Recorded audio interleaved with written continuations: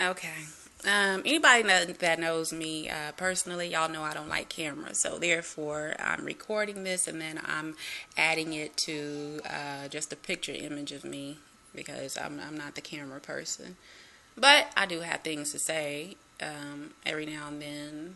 Um, I wanted to share a story with everybody. You know how when we grow up, we kind of think we know everything, and um, we forget that our parents know more than we do. I was one of those kids. I was a good kid. I grew up, with a good, strong family.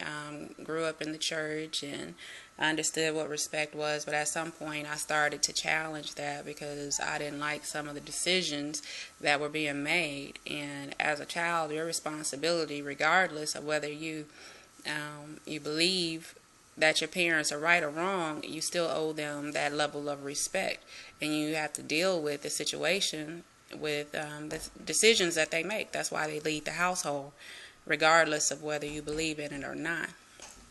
Well, in the course of me challenging, I would say my mother, so to speak, because at that point my father was no longer in the house, I became pregnant. And within a year later, I was pregnant again. Moved to Ohio. And the reason why I'm even doing this conversation is because I want to share this part of the story with you guys. Walked into Bookville High School, and the counselor told me that I should go to the teen pregnancy center because it would be easier for me, you know. And my response to her was, I came here to learn. I didn't come here for it to be easier for me.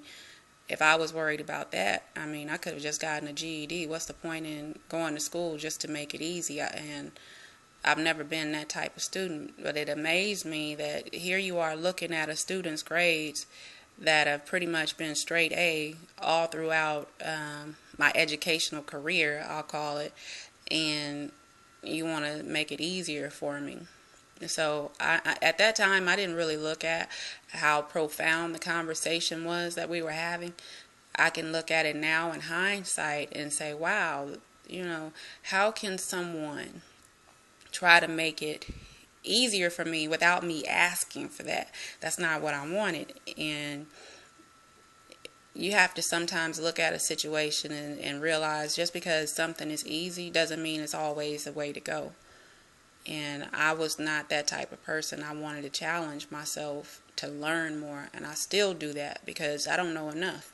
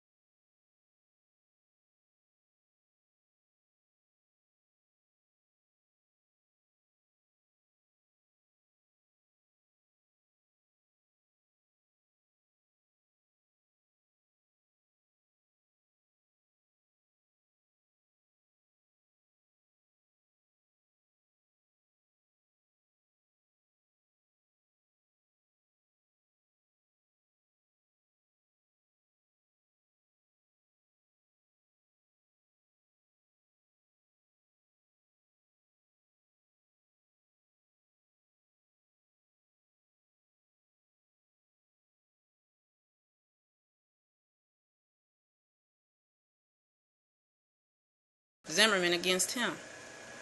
Media is the cause of a lot of drama. But we sit back and we get riled up without paying close attention to what the true message is. The true message is division. The same thing, we're continuing to be programmed by radio, continuing to be programmed by TV and all of these reality shows, and we just take it in and pay no attention to it. And I'm not getting on a soapbox. If you watch that stuff, you listen to it, I don't have a problem with it, but add some balance, and especially where your kids are are involved in that type of stuff. You can't sit back and see them wearing skinny jeans sag down to their knees and then complain and say, why you got on skinny jeans, are you mad because you can't get control of the situation? Well, you're allowing it. If you're not allowing it and it's happening, that's different. But if you're sitting back and not doing the parenting, then you're part of the problem. You can't complain about these kids and what they're doing, because half of us aren't even raising our kids, and that's the truth. We have work to do. I think these kids are not a failed generation. We've had a lot of failed parenting.